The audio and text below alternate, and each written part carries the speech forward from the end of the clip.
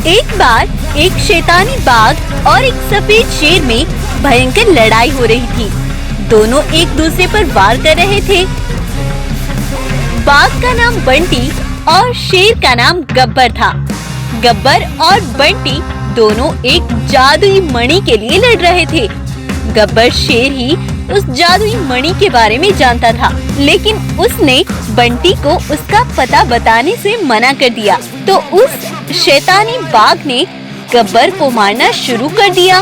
गब्बर बहुत जख्मी हो जाता है। तभी एक काला शेर आता है और वो उस शैतानी बाघ से गब्बर को बचा लेता है। और काले शेर को देखकर शैतानी बाघ वहाँ से अपनी जान बचाकर भाग जाता है।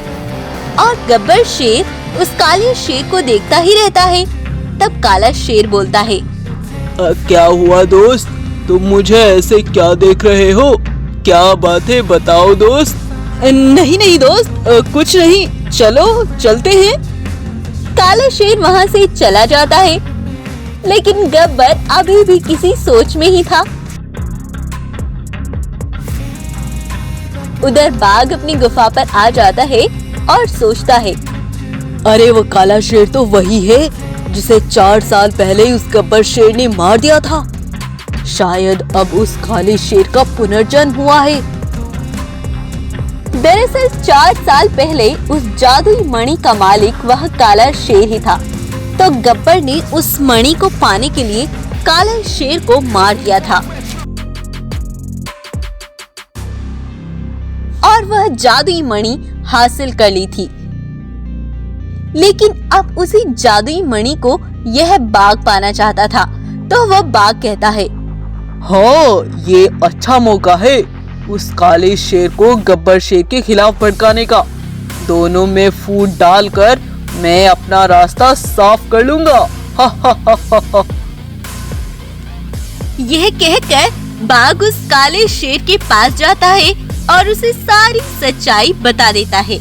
पूरी सच्चाई जानकर काले शेर को अपने पिछले जीवन की सारी बातें याद आ जाती हैं। तो वो गुस्सा से आग बबूला होकर उस गब्बर शेर को मारने के लिए तेजी से दौड़ कर जाता है। उधर बंटी बाघ मन ही मन बड़ा खुश था। हा हा हा हा, मेरा प्लान कामयाब रहेगा। उस गब्बर शेर का तो काम खत्म। फिर मैं इस काले शेर को मार डालूंगा और वो जादुई मणि प्राप्त कर लूंगा। उधर काला शेर गुस्से से गब्बर पर बरस पड़ता है। गब्बर उसका गुस्सा देखकर सब समझ जाता है। तब गब्बर काले शेर को बताता है, शेर दोस्त, मैं उस जादुई मणि से जादुई शक्तियां हासिल करना चाहता था। उसी लालच में मुझे बहुत बड़ा नुकसान उठाना पड़ा। मैंने तुम्हें मार डाला था और वो मणि तो हासिल कर ली थी, लेकिन उसकी बहुत बड़ी सजा मुझे मिली। सजा? सजा क्या मिली तुम्हें? क्या मतलब है तुम्हारा? मुझे साफ साफ बताओ। तब गब्बर काले शेर को अपनी गुफा में ले जाता है और उसे दिखाता है। तो वहाँ उसकी पत्नी और उसका बेटा पत्थर के पुतले बने खड़े थे। उन्हें देखकर काला शेर चौंक जाता है। हाँ शेर दोस्त, मुझे माफ कर दो। मैंने लालच में आकर बहुत गलत कर दिया था। ये मेरा बेटा और मेरी पत्नी उस मणि की गलत इस्तेमाल से पत्थर के हो गए और आज तक ये इसी तरह से पुतले बने हुए हैं। यह सब सुनकर और देखकर काले शेर को गब्बर शेर की सब बातों पर यकीन हो जाता है और उसे ये सब देखकर बहुत दुख भी होता है। तब काला शेर उस जादुई मणि का सही प्रयोग करता है और उसकी जादुई शक्तियों से गब्बर की पत्नी और उसके बेटे को बिल्कुल ठीक कर देता है। यह सब देख गब्बर की खुशी का ठिकाना न था। वो बहुत खुश हो जाता है और काले शेर का बड़ा धन्यवाद करता है। उधर शैतानी बाघ तेजी से उस मणि को उठाने आता है,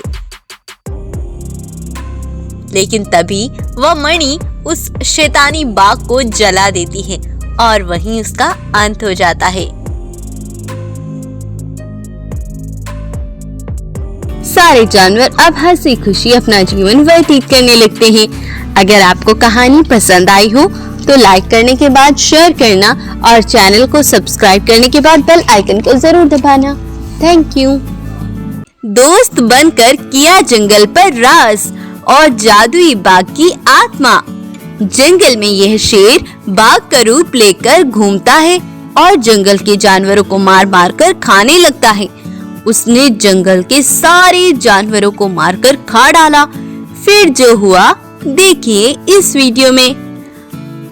बब्बर नाम का यह शेर बड़ा ही खतरनाक और खूंखार है। इस शेर को अपने जंगल के जानवरों की कोई परवाह नहीं थी। इसे तो बस सिर्फ अपना भोजन चाहिए था। बब्बर शेर का सेवक एक चीता था। वो हर समय शेर के साथ रहता था। बब्बर शेर हर रोज जानवरों का शिकार करता था।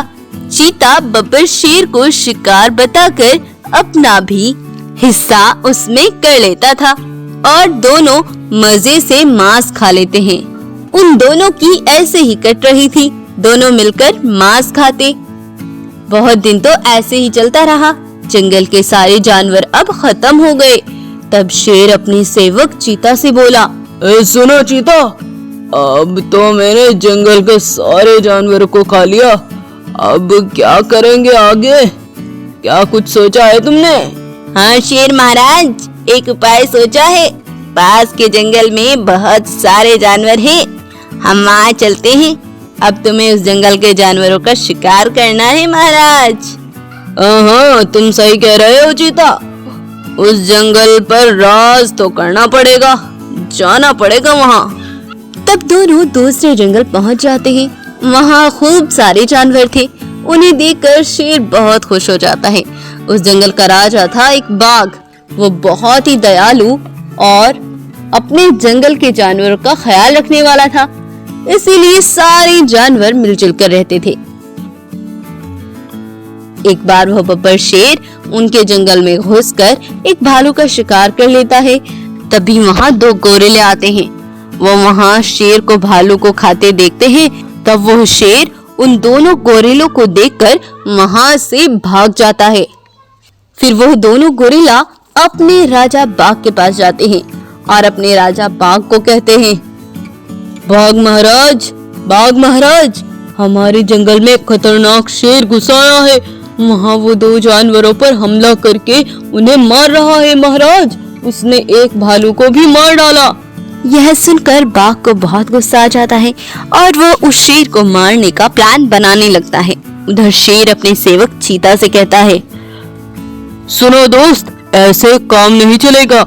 हमें सबसे पहले उस बाघ को ही मारना होगा, जिससे मैं आसानी से इस जंगल के जानवरों का शिकार करता रहूंगा।